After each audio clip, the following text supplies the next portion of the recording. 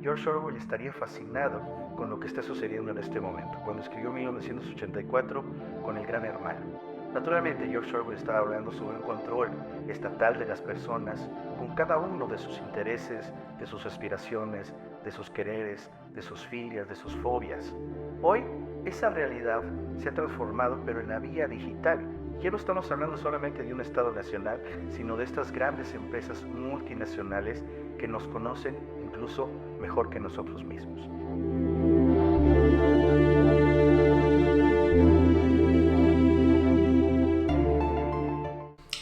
A ver, es una agenda a debate y que es preciso que las instituciones encargadas de tutelar y garantizar estos derechos se incorporen a este debate legislativo.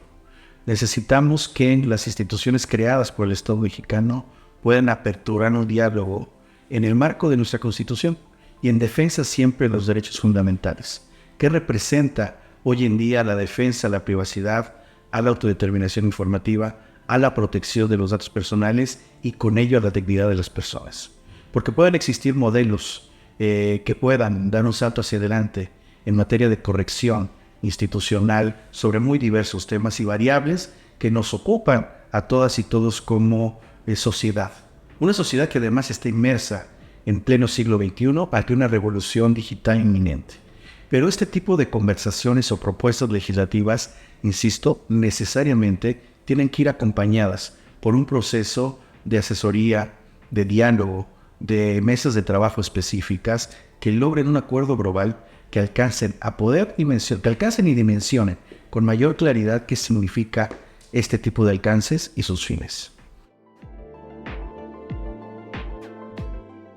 Este siglo que ha venido a transformar muchos paradigmas a propósito de esta aparición vertiginosa de un nuevo mapa que se llama justamente la quinta revolución industrial, donde justamente incluso el lenguaje ha cambiado.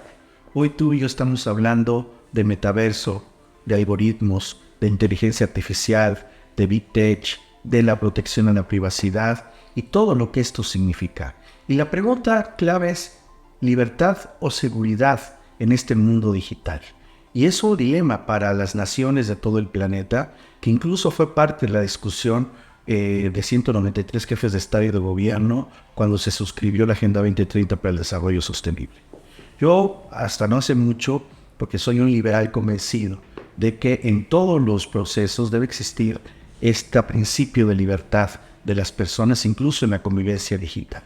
Lo cierto es cómo identificamos justamente estos avances que han sido progresivos y crecientes, vertiginosos en el mundo digital y que hoy, más que nunca, se necesita hacer un alto en el camino y que como humanidad identifiquemos si privilegiamos la libertad o la seguridad, o incluso podamos identificar también si puede existir un equilibrio entre ambos elementos que le permita dotarle la humanidad a la gente, porque este no es un tema local, es un tema multilateral, es un tema global. ¿Qué vamos a hacer con la seguridad y la libertad en esta quinta revolución industrial, en el Internet, en el mundo digital? Y yo te diría una cosa, podremos seguir actuando en el plano de las libertades y los derechos que hemos alcanzado, trasladándolos al mundo de lo digital, pero justamente con las garantías que te permite el mundo analógico en el espacio digital. Si logramos ese equilibrio, vamos a estar un paso adelante como humanidad. Pero no hemos llegado a ese momento, Mateo.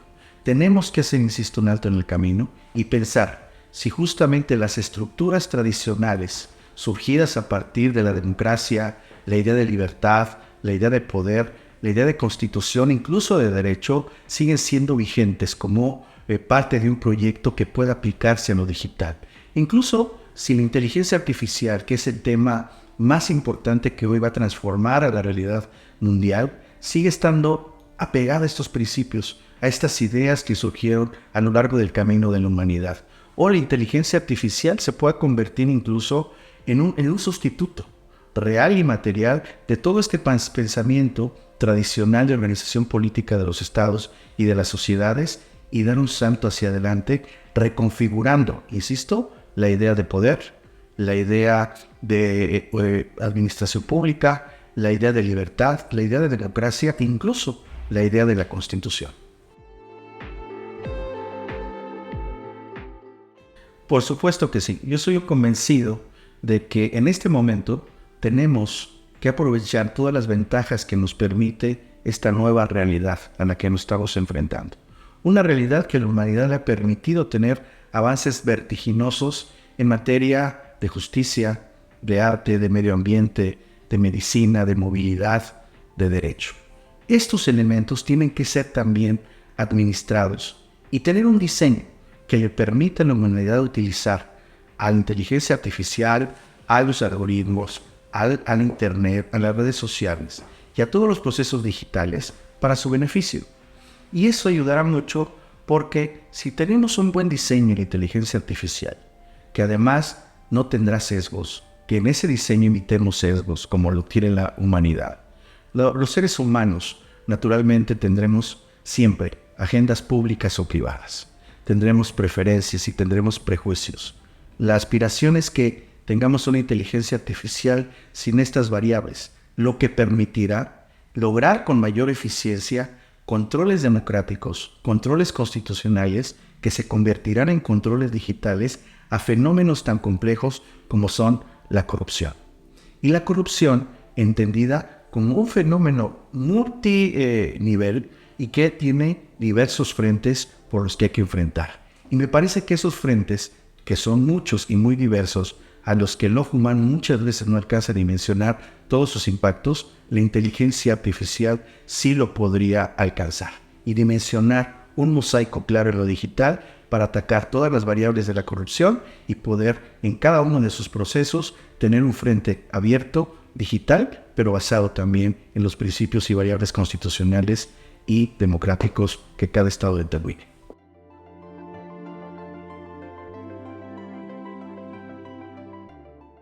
Eso es una gran pregunta, porque tenemos que hacer un ejercicio de futuro. Tenemos que pensar hacia adelante como humanidad. Y también preguntarnos, Mateo, si es que la humanidad o a la humanidad nos alcanzó el futuro, o nosotros vamos justamente a presentarnos frente a él. Y en esa variable debemos también entender que más temprano que tarde, el concepto democracia, el concepto justicia, el concepto poder y el concepto constitución van a cambiar, se van a transformar. La humanidad ha dado pasos gigantescos en su consolidación, sin duda alguna, pero que se han permanecido en el mundo de lo analógico y que han triunfado y se han convertido en valores para muchas sociedades. Pero hoy estamos frente a una revolución digital y a ti y a mí nos consta que esta revolución digital ha impactado a la humanidad en diferentes escalas. Y una propuesta que se ha generado a nivel internacional es la de construir, por ejemplo, un constitucionalismo digital. Un constitucionalismo digital que logre generar un equilibrio central para el debate de nuestros proyectos futuros. ¿Cómo lograr que este constitucionalismo digital garantice, proteja y además administre muy bien nuestras libertades y derechos frente al desarrollo tecnológico, a las grandes capacidades que hoy tiene la inteligencia artificial, los algoritmos y por supuesto el Internet? ¿Cómo vamos a lograr esos equilibrios? Porque finalmente también tenemos que hacer un ejercicio sobre las tensiones, las variables geopolíticas que pueden existir en torno a esto. No es lo mismo lo que pensamos de este lado del mundo que lo que piensan los chinos e incluso lo que piensan los europeos en el continente, en el viejo continente. Tenemos que dar esa discusión a escala planetaria, ¿no? Queremos un control ciudadano, tenemos un control social utilizando la inteligencia artificial y estas capacidades tecnológicas, o apremiamos por la defensa de las libertades y los derechos. Y ese debate lo tenemos que abrir de una vez y por todas, porque así como está a debate seguridad o libertad, a nivel internacional tendremos que apostar por un control social de un Estado digital o la garantía de los derechos y libertades como hoy las hemos ganado en lo analógico, pero transformadas a lo digital. O en todo caso, encontrar un balance entre ambas. Y ese balance me parece que lo va a poder consolidar un constitucionalismo digital.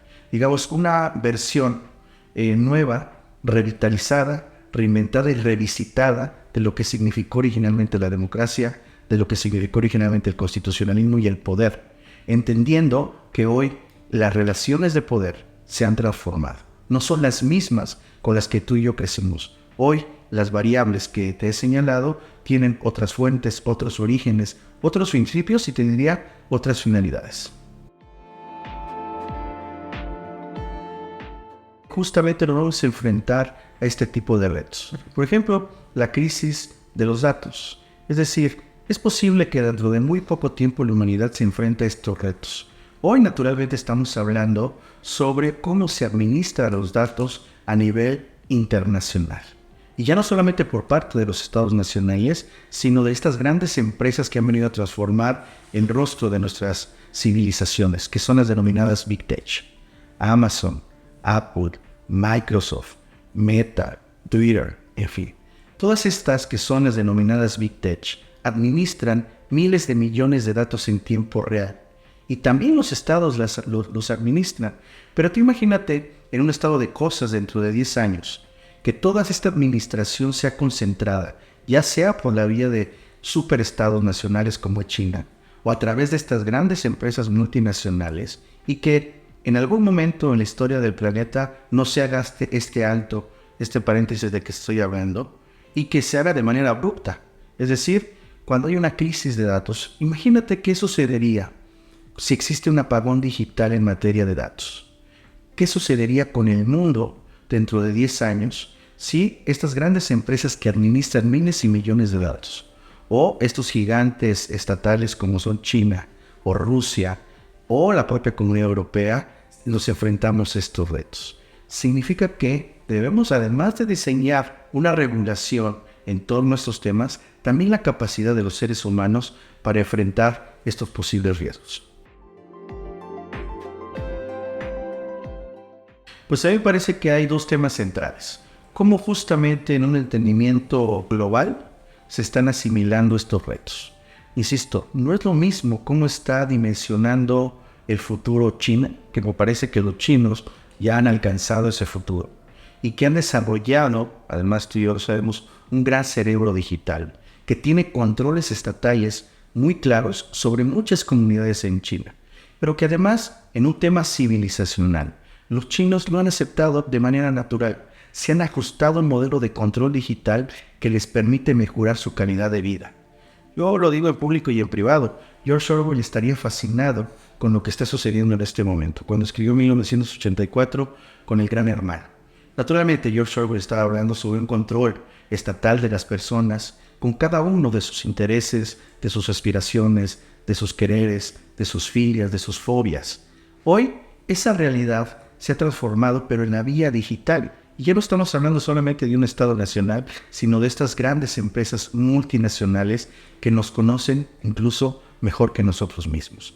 Entonces, por ejemplo, los chinos adoptan un modelo de control social y además lo asimilan. Y no ponen en cuestionamiento la variable de la protección a los derechos humanos y las libertades. Están, digamos, tan adecuados a este modelo que tienden justamente a construir un nuevo pacto social con su Estado. Es decir, cediendo libertades y derechos a cambio de beneficios económicos, fiscales, de seguridad y de justicia. Pero pensemos qué sucede en el pensamiento europeo o latinoamericano. ¿Estamos dispuestos a ceder el control de nuestros datos personales? Estamos justamente en la variable inicial de esta conversación, nuestros datos biométricos. ¿Tú estarías dispuesto a ceder el uso sin condiciones de tu huella dactilar, del reconocimiento del iris, del reconocimiento facial, del uso de la voz, de tu geolocalización, a cambio justamente de beneficios económicos, fiscales, de justicia, de administración y que le garanticen a tu familia mayores condiciones de seguridad o no? Porque eso justamente determinaría cuál es la ruta que seguiría cada nación a escala planetaria. Yo te puedo decir que por los contenidos europeos eso no está en esa variable y que atienden más bien a las libertades y derechos. Y que justamente el constitucionalismo digital de eso se encargaría, de generar estos equilibrios. Dependerá del curso que tome la humanidad, querido Mateo, sobre si justamente va a triunfar la premisa china o la europea y estadounidense. Pero en caso de que ninguna de las dos triunfe, y no un caso hipotético, como platicábamos nuestras bambalinas, pudiera surgir un tipo de guerra del algoritmo, donde la inteligencia artificial, justamente diseñada por los chinos, se enfrente a otro tipo de inteligencia artificial creada por los europeos e incluso por Estados Unidos de Norteamérica. Y en todo caso, imagina tú ese escenario, estaríamos frente a un nuevo tipo de guerra fría, pero una nueva guerra fría de carácter tecnológico o digital. Es decir, ¿cómo piensa el esquema chino? ¿Cómo piensa el esquema europeo o norteamericano? Que tendría un impacto naturalmente sobre América Latina, porque nosotros, hay que decirlo con toda objetividad, tenemos, y no se falta mucho por hacer en este análisis que te agradezco el día de hoy se abra. El papel de la inteligencia artificial en México y en el mundo es un papel central. Actualmente no podemos escapar como humanidad a las capacidades que tiene la inteligencia artificial. Y en materia electoral, de manera muy particular, sí, insisto, debemos apremiar por un buen diseño. Si tenemos un buen diseño en materia político-electoral, podemos evitar muchas de las vulnerabilidades a las que nos hemos enfrentado como nación frente a la creación de nuestro modelo democrático. Es decir, dejando detrás agendas ocultas, dejando preferencias, dejando creencias y dejando justamente desequilibrios en la contienda que además son propiciados justamente por el hombre o la mujer. Es decir, los seres humanos tenemos sesgos irrenunciables por nuestras propias características psicológicas, humanas, espirituales, como quieras. La inteligencia artificial, si tiene un buen diseño, puede generar equilibrios que le permitan a nuestros procesos electorales alcanzar los principios y valores constitucionales que hemos construido como mexicanas y mexicanos. Equidad de la contienda electoral, mejores y mayores condiciones de participación social, tener certeza de que el voto que depositamos en la urna sea un voto auténtico, libre, que le permita a la ciudadanía transformar sus realidades en torno a las elecciones, tener mayor confianza en nuestras autoridades, tanto electorales como no electorales, y justamente revisitar el pensamiento democrático original a través de la inteligencia artificial que transformaría ese mapa. Porque en todo caso estaríamos construyendo una alianza con la inteligencia artificial que le permita, particularmente a las y los mexicanos, alcanzar los fines que seguimos anhelando en democracia en nuestro país y que más temprano que tarde se van a alcanzar si logramos un diseño efectivo a través de la inteligencia artificial. La nuestra abogacía se ha caracterizado históricamente, pero a partir de ahora, y lo digo abiertamente de tu conducción, de tomar en sus manos y abrir el debate de temas frontera, de temas clave, incluso de temas que no son una realidad, pero que son posibles aperturas en el futuro que impacten a nuestra humanidad. Insisto, los controles que hoy encontramos en el modelo constitucional que nos hemos dado pueden ser impactados directamente y van a ser impactados directamente por la tecnología. La idea de poder, la idea de derecho, la idea de justicia, la idea de constitución y democracia van a transformarse. Y ese equilibrio, o el equilibrio que vamos a buscar a partir de esa transformación, tiene que ver en cómo empatar a nuestra revolución industrial frente a los modelos que históricamente, tradicionalmente se ha dado a la humanidad, que son parte de su esencia. No podemos dejar de lado justamente una variable a la que se enfrenta un debate internacional. La esencia humana frente a lo que significan las máquinas. Y eso va a significar justamente el reto del constitucionalismo digital.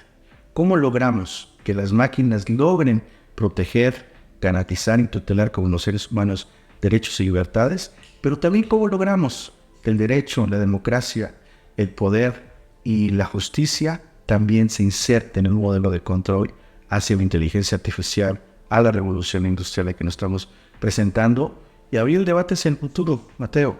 Estamos iniciando una nueva era en el mundo. A ti y a mí no nos tocará quizá visualizar estos grandes retos planetarios, pero lo cierto es que ya hay muchas naciones que han marcado la ruta.